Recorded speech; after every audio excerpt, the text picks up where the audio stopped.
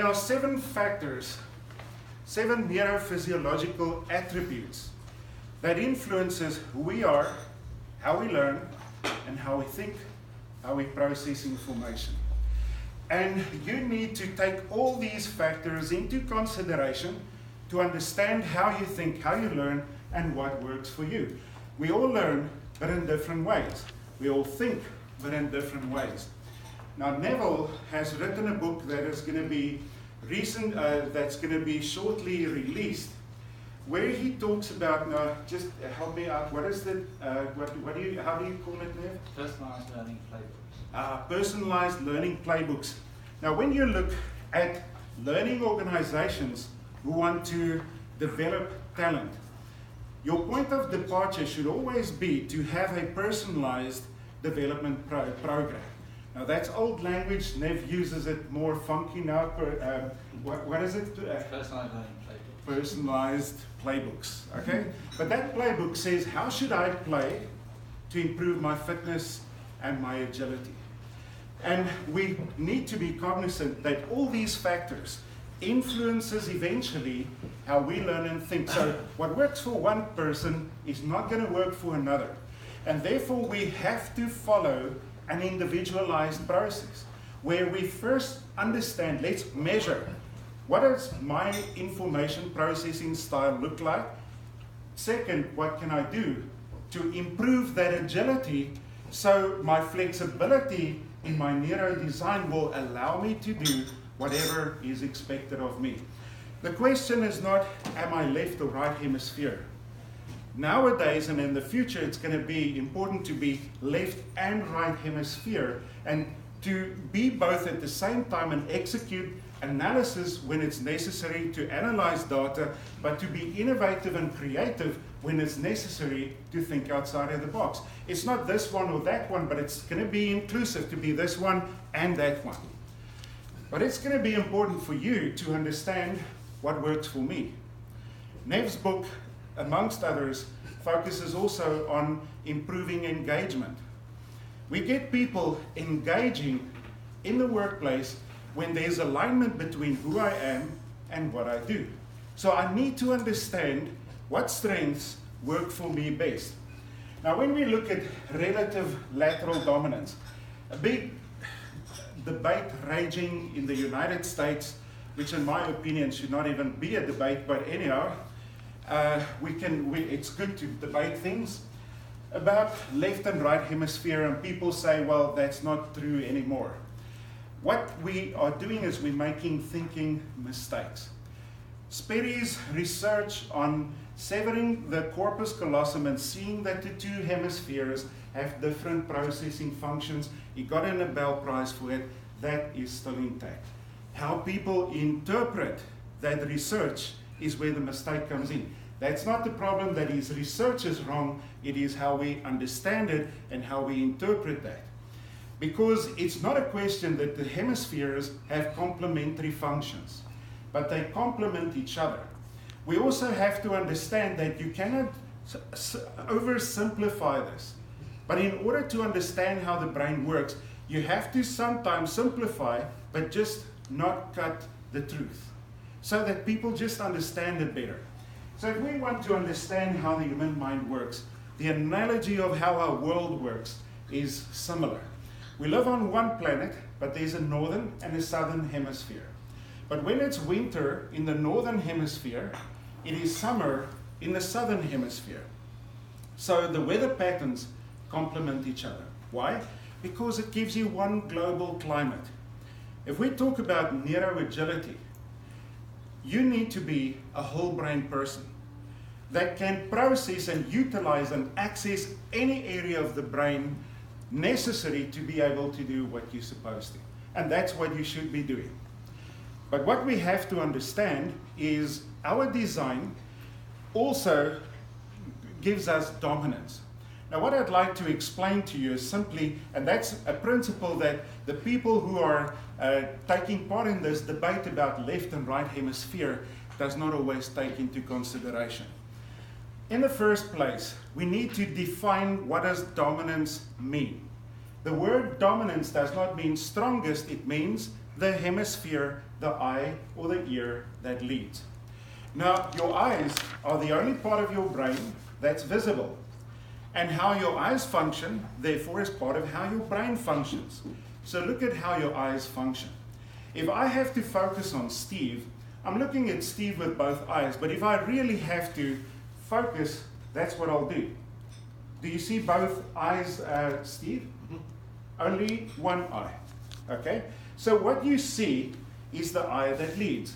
So I'm looking at Steve with both eyes, but if I have to focus, my right eye actively processes information and my left eye follows. Just quickly do this with me. Focus on this guy's nose. Extend your hands like this, make a hole not bigger than a golf ball. And then look at the nose, and as you do that, first close your left eye, then open it. Now close your right eye and open it. Thank you. So what you would have experienced was with the one eye, you could still see the person's nose. When you close the other eye, suddenly it disappeared out of your sight, your vision. Now the idea is the eye that closed, that is, for instance, my dominant eye. So dominance means it's the one that leads. If I'm going to listen here to Steve, I may turn my head to him because that's the ear that both ears are working. One leads and one follows. That's just how it works. Now that is applicable to how your brain works also. So we want to use the whole brain, but we have areas that lead. And your dominance is literally part of survival. When a lion stalks a buck, there's no time to think, so with what foot am I going to take the first step? It has to be an automatic response. Now, for humans, that is the same thing. And for us in tomorrow's world, where neuro-agility is going to be important, it's going to be important for you to understand, where do I start? But where I start does not mean that's the only place that's working. Where people misinterpret this all the time, your whole brain is working. But even if it's working, you'll start somewhere. Some people, if they have to exercise or if they have to solve a problem, some of us will start with analyzing that problem. So we need analysis and data first. That's me. Others will first have to conceptualize, look at the big picture, and then they'll backtrack into the details. So our point of departure is different. But do we need both? Of course we do. And the idea of neuro-agility is to use both. But understand, how does your coding influence your point of departure in learning and in thinking? So, roughly translated, still to understand, your left hemisphere is your analytical thinking center. Not only, but mostly. Your right brain hemisphere is your conceptual center. Not only, but mostly. So your brain works like a movie. There's a soundtrack and there are visuals. So if you want to understand and enjoy the movie, you've got to pay attention to both. It's not the one or the other, it's the one and the other. So we should, with the mistake we make in all of this is we have this dualistic approach saying it's this one or that one. It is this one and that one always. But take also into consideration the impact of dominance, because that will influence where you start.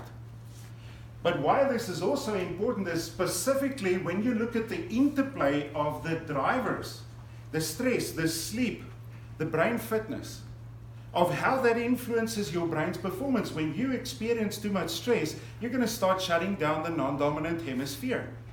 So when the drivers are not in place, it starts negatively impacting some areas of your brain. So you're a whole brain person that starts losing access to certain brain regions because of lack of brain fitness. And again, the world does not take that into consideration either. But no one can argue that people look but don't see, they hear but they don't listen, that people sometimes are not thinking straight, because this is what happens to Homo sapiens when we experience stress. So we need to, it's not just as simple as it's either left or right. You've got to take into consideration the research from the world of education and from psychology, and when we look at it in an interdisciplinary way, it makes a lot of sense. But unfortunately, many times we want to criticize something, but we have a very narrow, limited perspective on what we criticize. So, when we look at understanding our design, it has to start here. Your left hemisphere is your language hemisphere, which means that many of us, when we want to seal the deal with learning, we need language, words, instructions. We want to talk, debate, argue, discuss. I am that guy. That's how I learn. I want to talk, debate, argue. I use language to understand things. So others want to see the big picture. So show me a picture, give me an illustration, give me a demonstration. I want both. But I'll start with language and then I put it into a picture. That's how I function. So therefore, remember, in emotional intelligence, which is also one of the vital competencies of the future, it's going to be crucial to understand self-awareness says, how do I do it? What works for me? So accurate self-awareness is the key to becoming an emotionally smart person. And how are you going to understand who you are if you do not understand your own design? I say to people, mission impossible, finding purpose in life, but you don't understand your design. You want to find purpose, the first question you've got to ask is, who am I? And to try and answer that question, you've got to have some understanding of the talents, your design, and how you prefer to process information. How are you talented? How are you smart? So it starts here. But it's not either or, it is this one and that one. So that's why brain fitness will determine the ease and speed with which you will be able to flex between analysis and creativity all in one go. That's what's going to be required for the future, and if we can do that, we're going to be cutting edge. We're going to be running right in front, and that's where we want to be. So the next factor we have to consider is looking at not just the left or right sides of the brain, but also the front to back parts of the brain. So I'm, for instance, an expressive person. I talk a lot. I think when I debate and argue, discuss, that's where I think at my best. So people focusing more electrochemical activity in the backside of the brain are those who tend to be more receptive. Why? Because the three lobes, temporal, sound, occipital, vision, parietal, the other senses. These three lobes make up the back part of your brain that controls your senses. Information comes in through the senses. That's why we refer to receptive areas of the brain. So people who focus more activity here appear to listen better and to also observe more. So they are introverts, staying quiet, absorbing, paying attention before responding. These guys, your language centers reside there. We refer to them as your expressive learners. They are the people in your meetings who talk, debate, argue, discuss. They make noise. That's how they think. You hear them think. So you have your extroverts and your introverts, your receptive and your expressive people. Again, it's not about being the one or the other, but being the one and the other. Sometimes in life, your strength becomes your weakness. If you talk too much, you're going to make career-limiting statements and say things at times that you shouldn't have. If you never stand up and make your statement, opportunities pass and you've lost it. There are times where we need to know when is it time to stand up and make your statement, or maybe when is it time to be wise, think, listen, process, but do not respond now.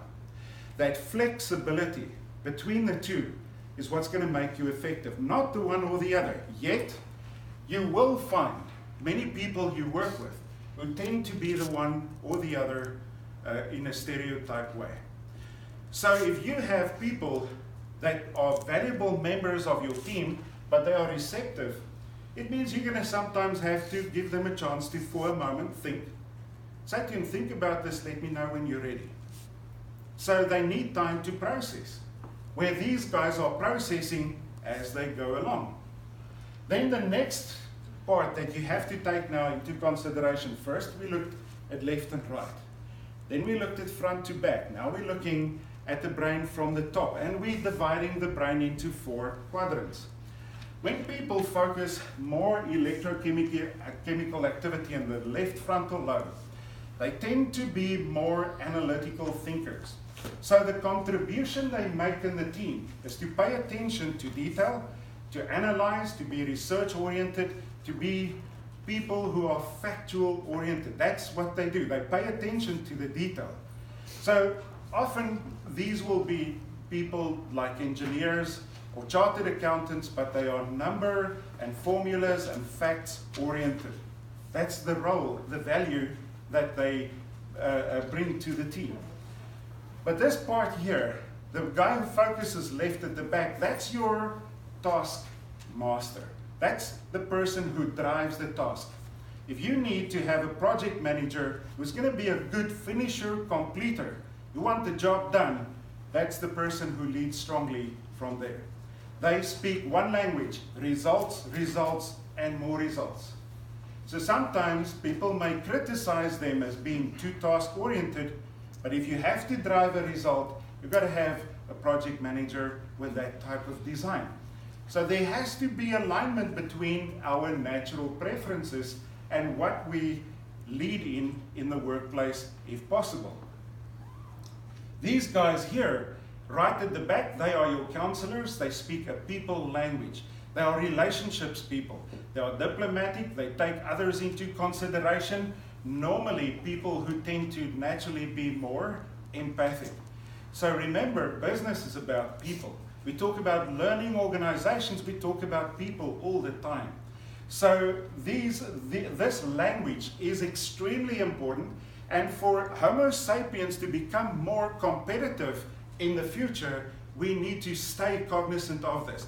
The idea is the world is coloring in as if we're moving more just towards AI and all this artificial stuff.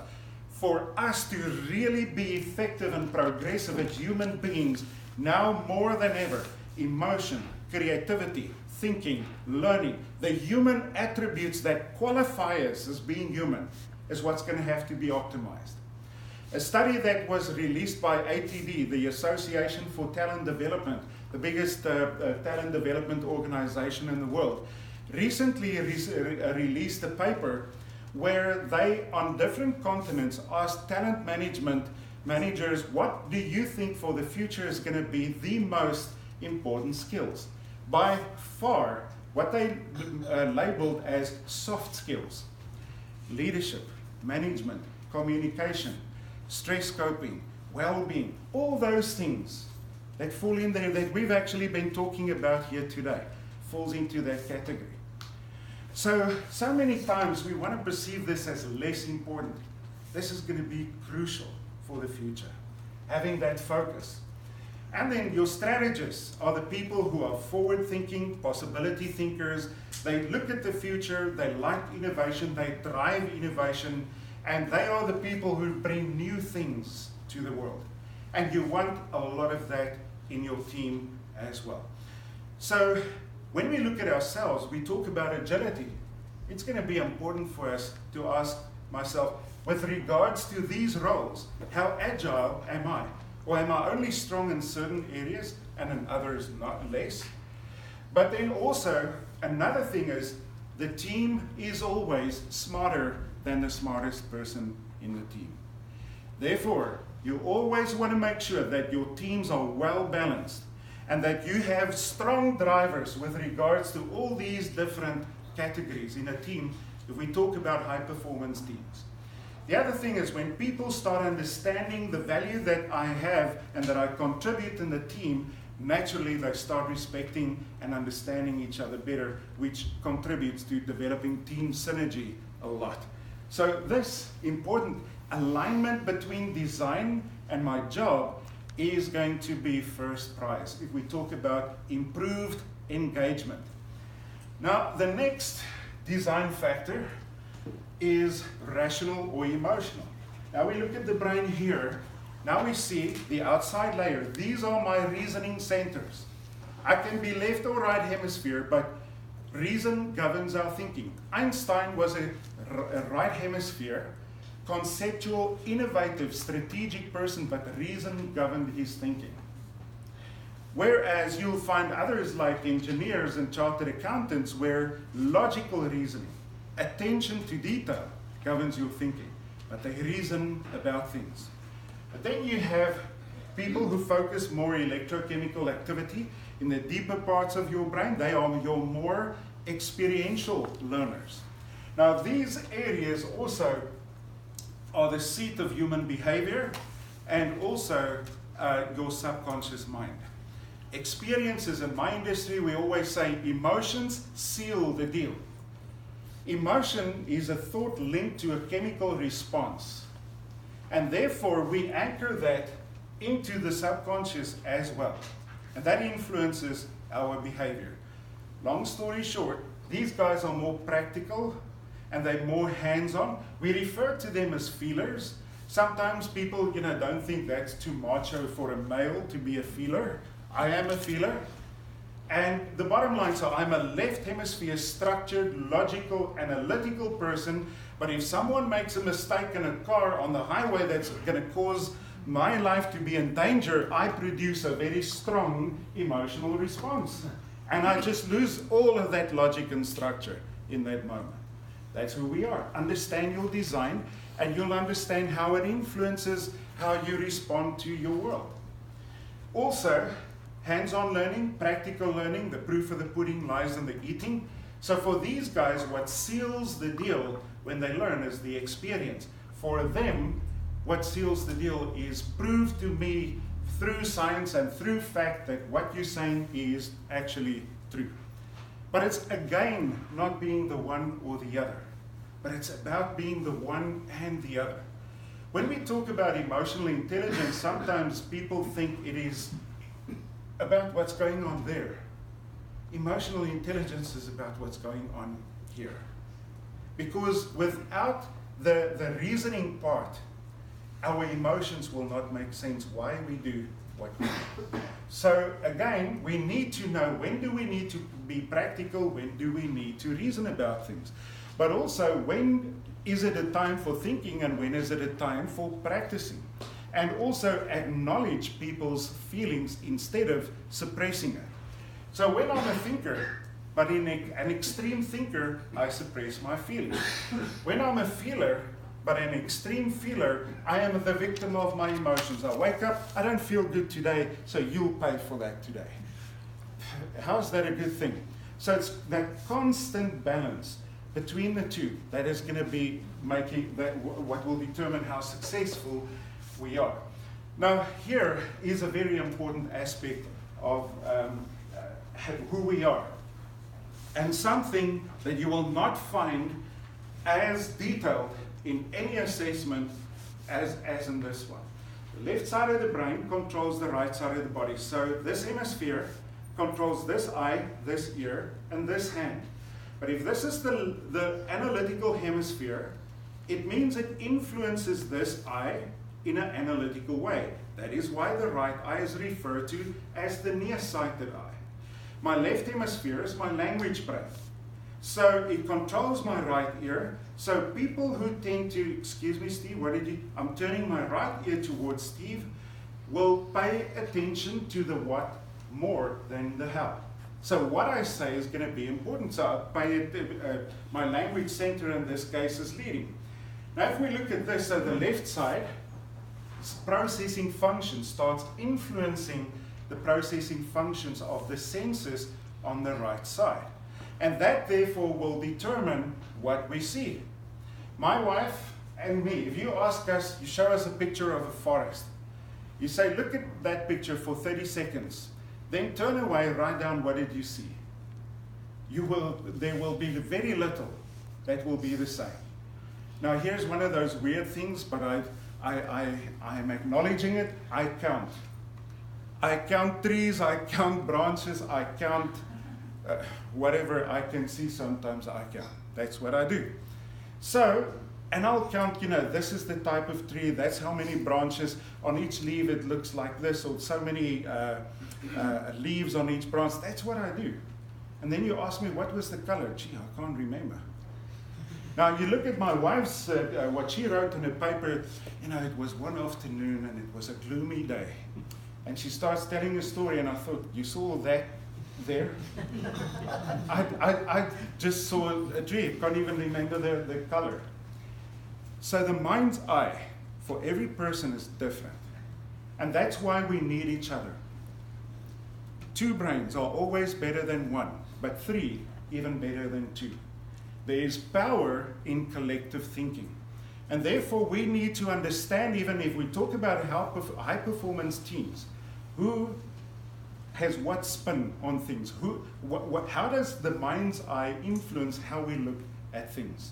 And that collective thinking in the future is going to become more and more important, where people become part of the thinking tanks, where it's not just about the one person who is thinking needs to be agile, but the whole team. And the sum total of the team is where your strength is going to lie. Now, how we need to understand neuro-agility, but even in terms of performance for high-performance teams, 1 horse pulls between 2 to 3 tons of weight. 2 horses pulls between 6 to 7 tons of weight. So there's a multiplication factor when the 2 horses synergize. There's a multiplication factor when the 2 hemispheres become 1 brain that synergize, where the different areas synergize. That's where we want to go. But then there's this multiplication factor when 2 brains start synergizing and 3 brains start synergizing.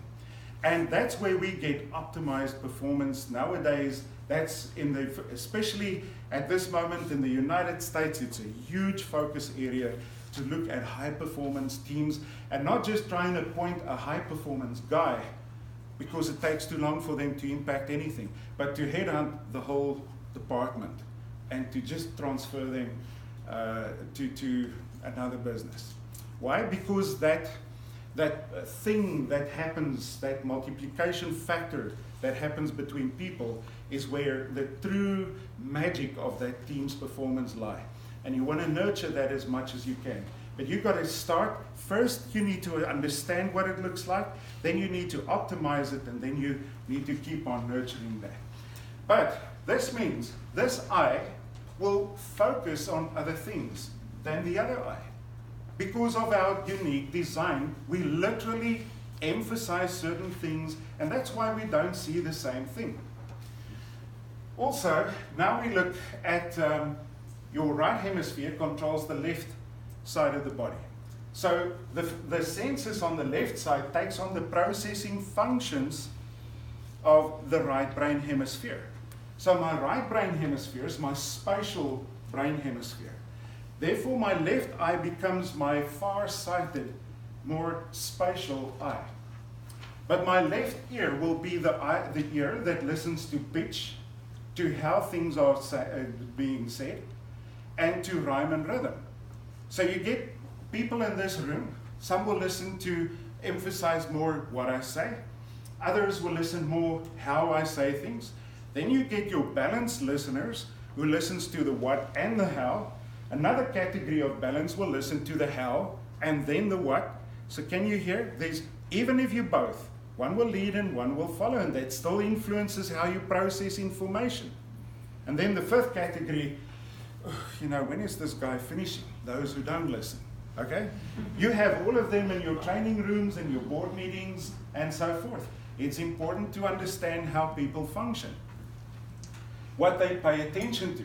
But now it becomes even more interesting than this, because you have seen that stress causes the non-dominant side of the brain to switch off, or lack of brain fitness, or fatigue. Now, when that happens, let's say this person is left hemisphere dominant.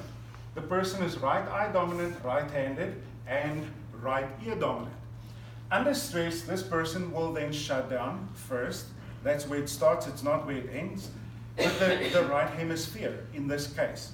But even if this person shuts down the right hemisphere, what I see, do, and hear still goes to a switched on hemisphere, which means I'm still a communication, visual, and auditory learner, because I have access through the dominant senses to the dominant hemisphere during stress. So even when I switch off, no risk for human error. No problem here, okay? So this is often, well, this is one of 16 different ways of how people process information. Just, can I just ask, this group of people here, can you just extend your hands, look through this hole in your hands at my nose, please. Okay, there we go. Thank you. Thanks. Are you right-handed? Yes. Lady here? Yes, I'm right. Yeah. So she's a good example of being left eye dominant, but right-handed. Proof that the dominant senses are not all on the same side. We so often assume they must be on the same side, but they're not. Now, when we look at the next scenario, what you'll see is this person is creative, right hemisphere dominant, left eye dominant, right-handed, and right-eared. So what happens is when the dominant senses are on the same side as the dominant hemisphere during stress, during lack of brain fitness, lack of sleep, this information goes to a switched off hemisphere.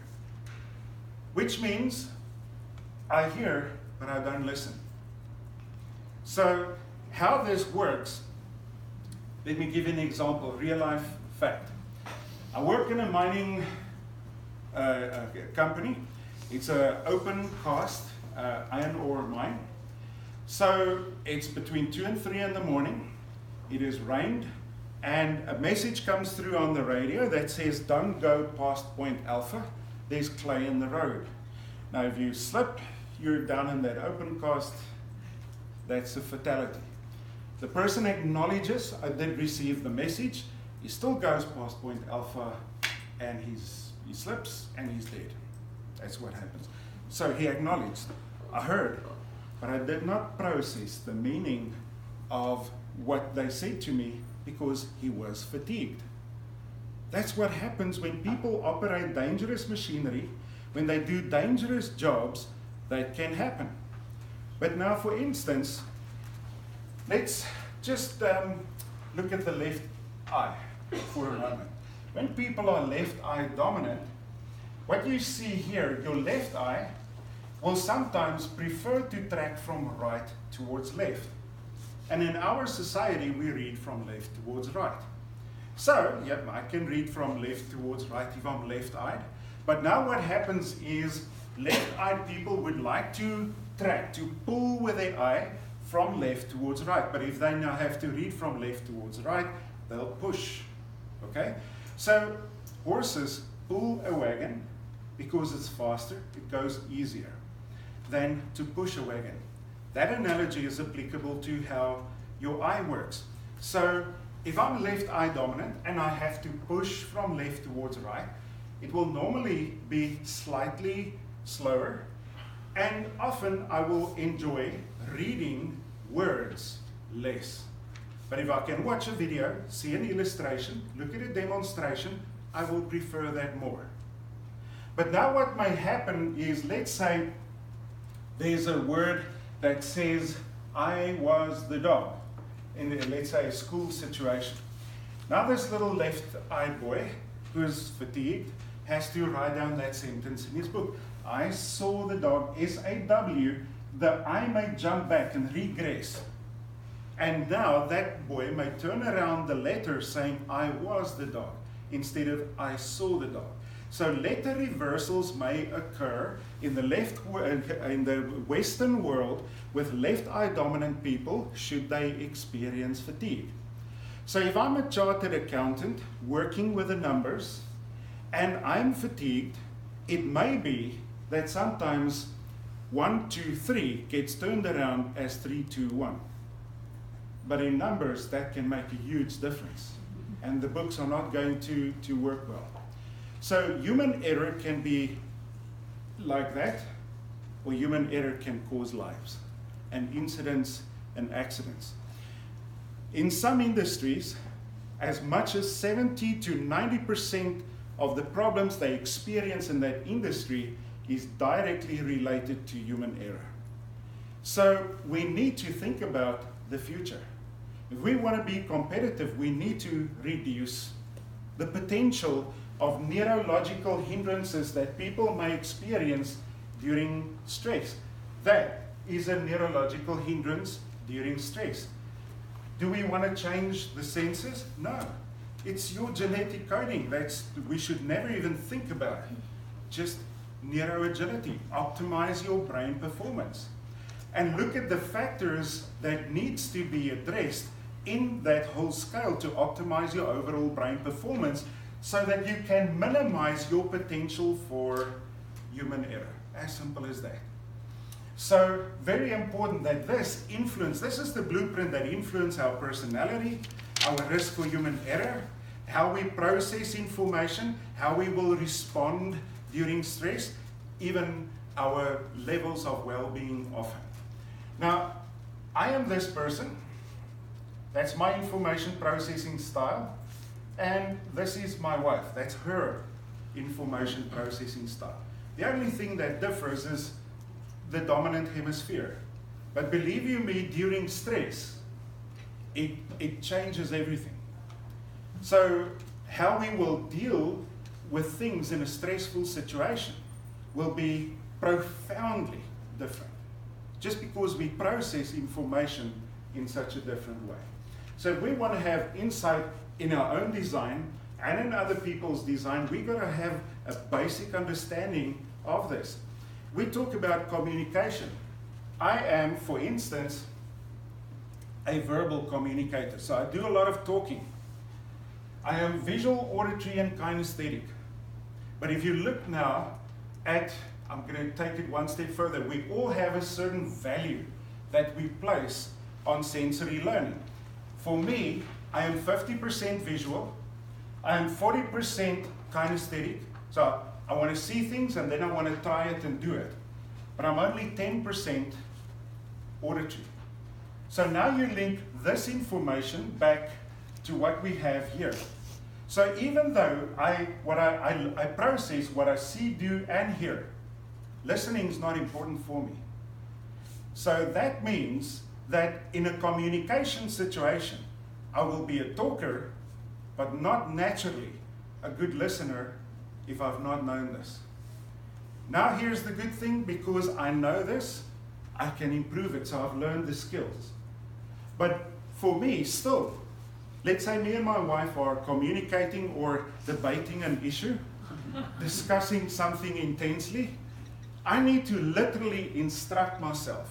My soundtrack says to me, stay quiet, open your ear, and pay attention. I've learned the skill, but if I do not tell myself, manage myself to consciously do that, under stress, I may very quickly not do that. So this is the thing, we can learn to do anything, but we have to first be accurately aware before we can do something about it. And therefore, you can change this. Now for my wife, this is her profile, but she is a 50% on listening.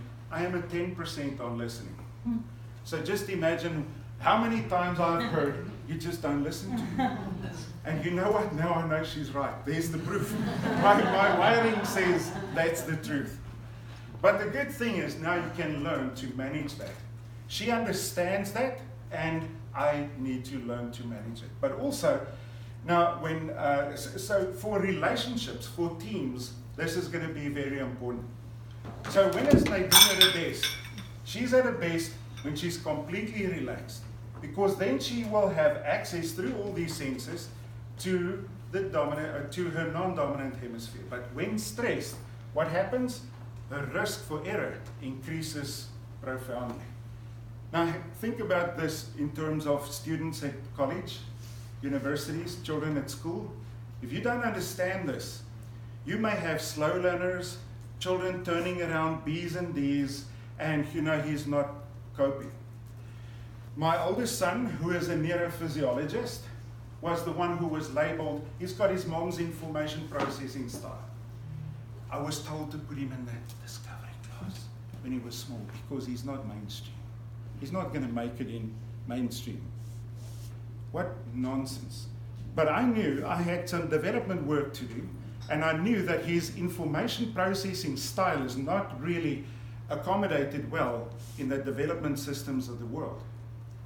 But brain fitness, neuro-agility, has been the thing that has bailed him out to still live his dream. We share the passion, we live this work, but he even gets the neurophysiology side better than I do. Much better, actually.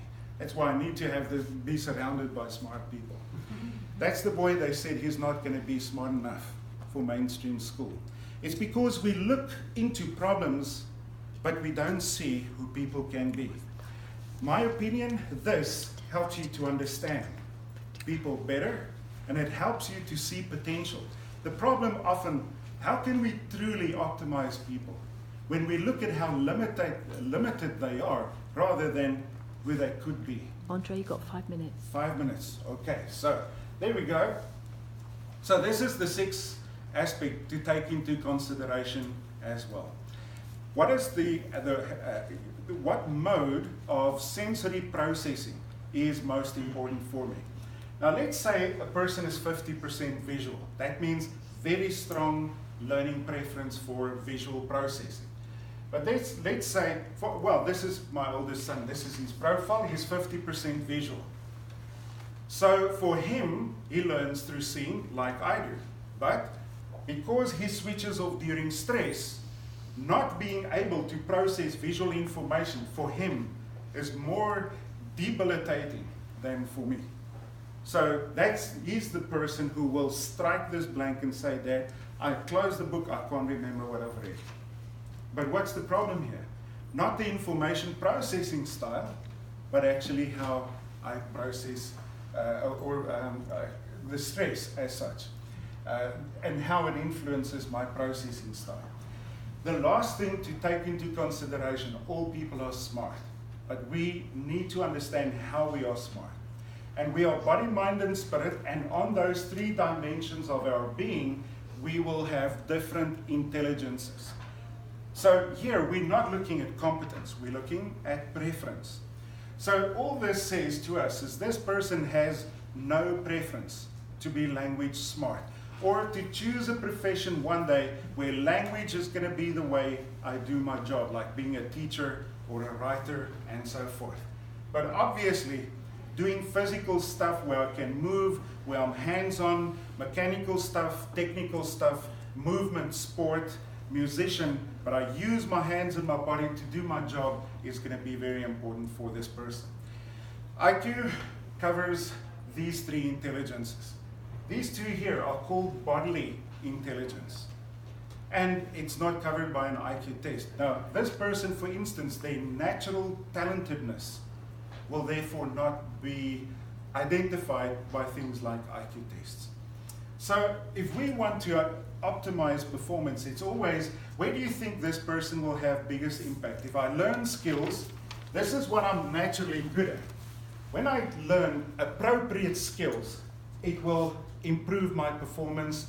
This is where I'll have biggest impact. But yes, can I learn skills to address this? Of course I can. And it will improve my impact, but not as much as this. So my wife had a better math mark than I did at school. Her father was a mathematician, so she has a 1 here. What does it mean? No preference. Could she do it? Very well, because her father was a mathematician, so she can do it. Does she like it? No. This is about preference, not competence. Remember that we are all a combination of preference and the skills that we've learned, or nature and nurture. And therefore, your brain can learn anything and will help you to be able to cope with anything that you have to learn. But naturally, your biggest impact will be there where you are naturally talented. And therefore, you need to understand that. If you can do the things that you're naturally good at, that's what ignites the passion in you. So when we want the passion flowing in the workplace, when we grow high-performance teams, we need to let them play in that space where they're good at, where they have biggest impact. But that means a good leader has to be cognizant of who has to be in what position. They're like an orchestra conductor. And I need to understand who plays what instrument and when do they come in. one of the great trademarks of leadership is to know how to manage your people to get the right person on the right seat on the right bus. And if that means you need to have accurate understanding, you need to manage them as a leader so you can get the most out of them, because then it's going to make you as a leader even look much better. You need to know what opportunities you need to create for them so they can become the best they can be. My job as a father is to do that. But my job as a leader is to bring the best in my team to the fore. So where am I going to start? The point of departure is you always start with natural design. Natural design indicates your potential. And when you start there, plus appropriate skills, that's what gives you competence. So when we take natural design and the flexibility of your natural design and how it interconnects with those 6 drivers, that will determine your neuro-agility. So before we can put people in some development program, some leadership development program, we've got to make sure that this is all integrated into that program to ensure you get a better return on investment. So when we look at this, what I've been trying to do today was simply to put forward to you something that can strengthen the work that you're already doing. If we talk about understanding or developing talent, we need to understand, I need to start with accurately identifying people's natural potential. So if we look, just want to go back to this one then. Potential plus nothing gives you nothing. Potential plus appropriate skill gives you competence. And if we really want to get people to those levels of good, great, excellent, mastery, artistry, you're going to make sure you build a neuro-agility in from the beginning. So that that agility will propel them from the one level to the next if it's there. Or the lack of that agility may sometimes hinder people to get to that level of excellence, mastery, or artistry. So when we look to conclude then, why neuro-agility? In the first place, it becomes the foundation on which learning agility can happen. And that will become one of the most important differentiating factors for any worker, from the top to the bottom, for the future.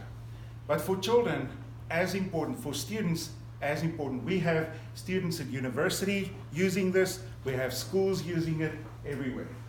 Also, if we have global development practices, the brain is an inclusive tool, and therefore you've got to follow that approach. Also, in terms of this, is a great indicator for you if you have a global program to identify potential.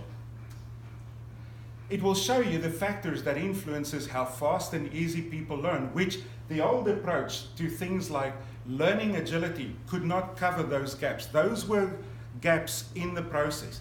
So it beautifully complements learning ability construct and learning agility constructs. It just helps to accelerate everything there. Then also, when it comes to this framework, it gives you a nice framework to understand if I want to optimize performance, this is what I do, address those drivers. If I want to look at potential, the neuro-design factors, but then the two at play together will give me an indication of neuro-agility. And if I can increase my neuro-agility number, and the process, we're in the process of doing that now, we can already give you a number on your brain fitness. I just said to Nev, in our in the way that we are processing this, we have one glitch with our algorithm, but that's a thing we'll sort in the next while. But in a while's time, we'll be able to say, brain fitness looks like this, your flexibility with neuro-design looks like this, so your total neuro-agility looks like this, and now if you want to improve it, that's where the development work comes in. And it's something that can be easily integrated into any talent development program. And that is why Carol has seen this very quickly and understand that as someone who's an expert in potential development, understood that this is core to even her calling as such. So ladies and gents, you've been fantastic. Thank you for hanging in there and surviving this instruction and talk. Any questions? Yes, sir.